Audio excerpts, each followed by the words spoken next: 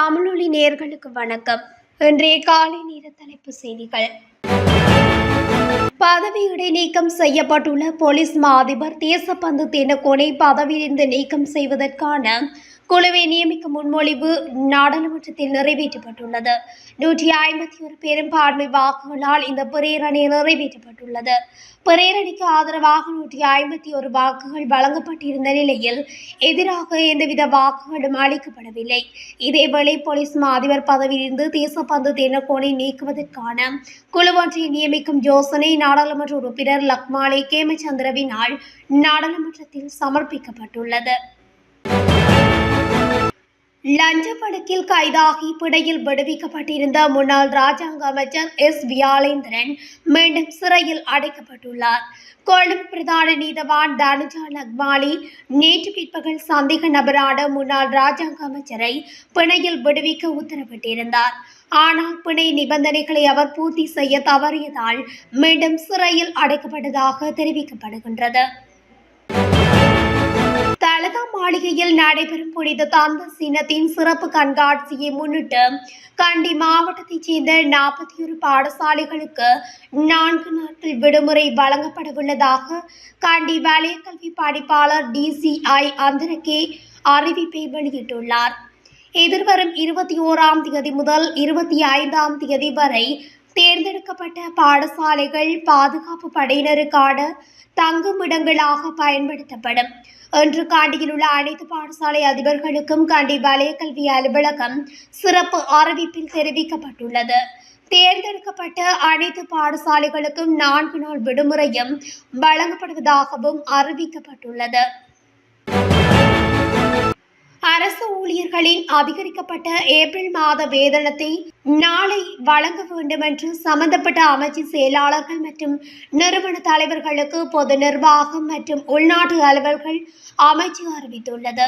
ஏற்றுக்கொள்ளப்பட்ட காரணத்தின் அடிப்படையில் பாதீட்டில் திருத்தம் செய்யப்பட்ட வேதனத்தை அன்றைய தினம் வழங்க முடியாவிட்டால் அந்த நிலுவைத் தொகை ஏப்ரல் 25ஆம் தேதியன்று வழங்க வேண்டும் என்று அமைச்சு தெரிவித்துள்ளது. கடந்த ஆண்டு நடைபெற்ற உயர்தர பரீட்சையின் பெறுபவர்கள் குறித்து பரீட்சைகள் திணைக்களம் அறிவிப்பு ஒன்றை வெளியிட்டுள்ளது. அந்த வகையில் உயர்தர பரீட்சையின் பெறுபவர்கள் தமிழ் சிங்கள புத்தாண்டுக்கு பின்னர் வெளியிடப்படும் என பரீட்சைகள் ஆணையாளர் நாயகம் HJMC அமிஜே சுந்தர அறிவித்துள்ளார். பரீட்சை முடிவுகள் குறித்து ஊடகங்கள் வினவிய போது அவர் இவ்வாறு குறிப்பிட்டுள்ளார். தமிழ் மக்கள் விடுதலை புலிகள் கட்சியின் தலைவரும் முன்னாள் கிழக்கு மாகாண முதலமைச்சருமான சிவனேசதுரை சந்திரகாந்தன் கைது செய்யப்பட்டுள்ளார். கட்சி தலைமை காரியாலயத்தில் வைத்து அவர் நேற்று கைது செய்யப்பட்டுள்ளதாக தெரிவிக்கப்படுகிறது. கொழும்பிலிருந்து சென்ற குற்றப்புலனாய்வு திணைக்களத்தினரால் இந்த கைது நடவடிக்கை முன்னெடுக்கப்பட்டுள்ளது. மேலும் கைதுக்கான காரணங்கள் ஏதும் வெளிப்படுத்தப்படாமல் பிள்ளையான் கைது செய்யப்பட்டுள்ளார்.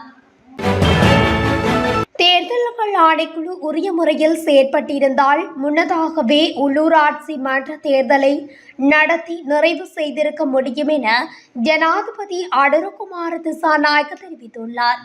காலையில் நேற்று இடம்பெற்ற மக்கள் சந்திப்பில் கருத்துரைத்த போதே அவர் இதனை குறிப்பிட்டுள்ளார். இது தொடர்பில் அவர் மேலும் தெரிவிக்கையில், சித்திரை புத்தாண்டுக்கு முன்பே தேர்தலை நடத்துவதற்கு எதிர்பார்த்திருந்தோம். இதன்படி மார்ச் மாதம் 21ஆம் தேதி தேர்தல்கள் ஆணைக்குழு உள்ளூராட்சி மன்ற தேர்தல் தேதியை அறிவித்தது. அதற்கமைய தேர்தல் மே மாதம் நடத்தப்படவுள்ளது. எனவே ஏற்கனவே நிறைவேற்றப்பட்ட சட்டத்துக்கு அமைய உரிய முறையில் தேர்தல்கள் ஆணைக்குழு திகதியை தீர்மானித்திருந்தால் இந்த சந்தர்ப்பத்தில் தேர்தல் நடைபெற்று முடிந்திருக்க வேண்டும் எனவும் குறிப்பிடப்பட்டுள்ளது. அரசு துறையில் 30,000 பேரை ஆட்சேர்ப்பு செய்யும் திட்டத்தின் கீழ் 18,853 பட்டதாரிகள் மற்றும் இளைஞர் யுவதிகளை ஆட்சேர்ப்பு செய்யும் பணிகள் துரிதப்படுத்தப்படும் என அமைச்சரவை பேச்சாளர் அமைச்சர் நலிந்த ஜெதிச தெரிவித்துள்ளார். அரசு சேவையில் பல்வேறு நிறுவனங்களில் பணிக்குழாமினரை மீண்டும் மீளாய்வு செய்து அத்தியாவசிய ஆட்சேர்ப்புகளை மேற்கொள்வதற்காக விதந்துரைகளை சமர்ப்பிப்பதற்கு பிரதமரின் செயலாளர் தலைமையில் அதிகாரிகள் குழு ஒன்று நியமிக்கப்பட்டுள்ளது. குறித்த குழுவின் விதந்துரைகளின் அடிப்படையில் தற்போது அரசு சேவையில் புதிதாக 18,853 பேரை ஆட்சேர்ப்பு செய்வதற்கு அமைச்சரவை அங்கீகாரம் வழங்கியுள்ளது. ஹட்டனில் பாடசாலை மாணவியொருவர் ஆசிரியரினால் பேருந்தில் வைத்து தாக்கப்பட்டுள்ளார். குறித்த சம்பவம் நேற்று ஹட்டன் டிக்கோயா பகுதியில் இடம்பெற்றுள்ளது. ஹட்டன் கல்வி வலயத்துக்குட்பட்ட பாடசாலை ஒன்றில் பணியாற்றி வரும் ஆசிரியர் ஒருவரே இந்த தாக்குதலை மேற்கொண்டுள்ளார். பாடசாலை நிறைவடைந்த பின் ஹட்டனில் இருந்து டிக்கோயா போர்டைஸ் நோக்கி பயணித்துக் கொண்டிருந்த தனியார் பேருந்தில் பாடசாலை மாணவர்கள் மற்றும் ஆசிரியர்கள் பொதுமக்கள் என பலரும் பேருந்தில் சென்று கொண்டிருந்துள்ளனர்.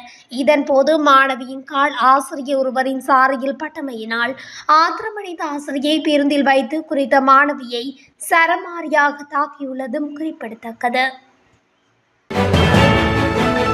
வவுனியா பூவரசங்குளம் பகுதியில் அனுமதி பத்திரமின்றி மாடுகளை ஏற்றிச் சென்ற மூவர் கைது செய்யப்பட்டுள்ளனர்.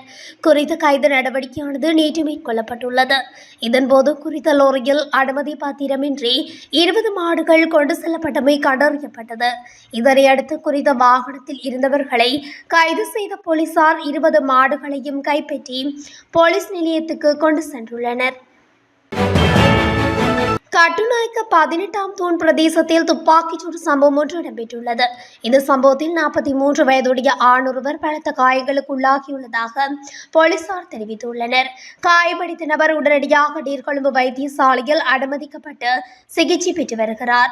போலீசார் இது தொடர்பாக விசாரணைகளை ஆரம்பித்துள்ள நிலையில் இந்த துப்பாக்கிச்சூடு சம்பவத்திற்கான காரணம் மற்றும் சம்பவத்தின் பின்னணி குறித்து இதுவரை உறுதிப்படுத்தப்பட்ட தகவல்கள் வெளியாகவில்லை.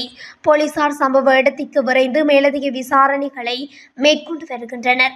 51 வயதுடைய சீதுவை பகுதியைச் சேர்ந்தவர் ஒருவரே உயிரிழந்துள்ளார்.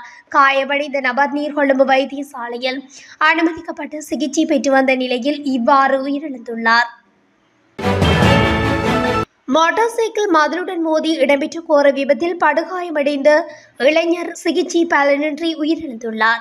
யாழ் வடமராட்சி நெல்லியடி நகர பகுதியில் தனியார் நிறுவனத்தில் பணிபுரிந்து வருகின்ற அல்வாய் கிழக்கு பகுதியைச் சேர்ந்த 25 வயதுடைய இளைஞரே உயிரிழந்துள்ளார்.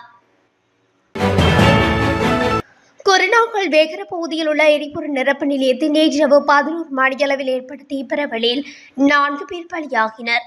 மேலும் 4 பேர் காயமடைந்துள்ளதாக போலீசார் தெரிவித்துள்ளனர்.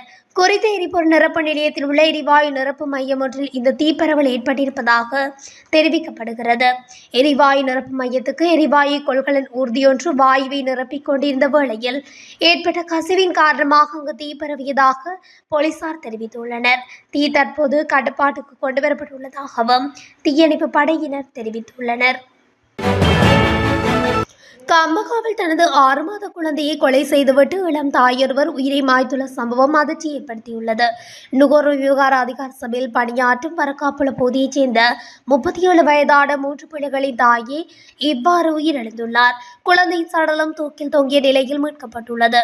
உயிரிழந்த பெண் ஒரு பட்டதாரியாவார். கணவன் நிதி நிறுவனம் ஒன்றில் கடமையாற்றி வரும் நிலையில் கடன் நெருக்கடி காரணமாக விபரீத முடிவை எடுத்துள்ளதாகவும் தெரிவிக்கப்படுகிறது. கடன் நெருக்கடி காரணமாக குடும்பத்துக்குள் முரண்பாடுகள் ஏற்பட்டுள்ள நிலையில் பிள்ளைகளுக்கு விஷம் கொடுக்க உள்ளதுடன் தனது உயிரை மாய்க்க உள்ளதாகவும் எச்சரித்த நிலையில் கணவன் மீண்டும் வீட்டுக்கு வந்தபோது மனைவி மரத்தில் தூக்கிட்டு தொங்குவதையும் குழந்தை அவரது உடலில் தொங்குவதையும் கண்டவுடன் போலீசாருக்கு அறிவித்துள்ளார். இந்நிலையில் உடனடியாக தாயையும் குழந்தையும் வைத்தியசாலை கொண்டு சென்ற போதும் அவர்கள் உயிரிழந்துள்ளதாக தெரிவிக்கப்படுகிறது. இத்துடன் தமிழொலியின் இன்றைய காலை நேர தலைப்பு செய்திகள் நிறைவடைகின்றன. தொடர்ச்சியாக செய்திகளை அறிந்து கொள்ள தமிழொலி ஊடகத்துடன் இணைந்திருங்கள். நன்றி, வணக்கம்.